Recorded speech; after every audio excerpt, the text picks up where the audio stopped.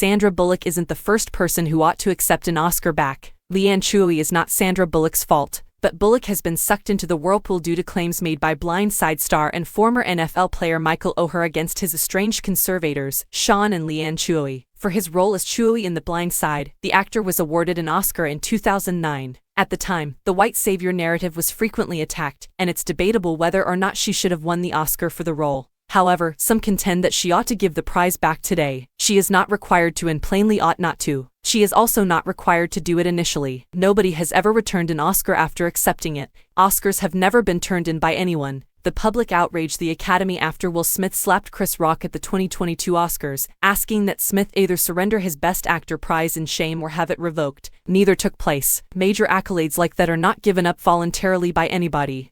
3 examples of persons declining their Oscars were published by Vogue in the previous year. Sasheen Littlefeather, an actress and activist of indigenous descent, accepted Marlon Brando's award. John Wayne was forcibly restrained as a result of his intense rage over this action, according to Vogue writer Emma Spector. George A., though they did it less daringly than Brando, screenwriter Dudley Nichols and director Scott both declined the prize. Spector also mentions that, in the wake of their individual accusations of child molestation, disgraced directors Woody Allen and Roman Polanski were asked to surrender their Oscars. Despite this, Polanski was nonetheless awarded a Best Director Oscar in 2003 by Harrison Ford, even though he had left the nation after being accused of drugging and raping a 13-year-old. Since the revelation of the child sex abuse charges in 1992, Allen has received 4 statues from the Oscars.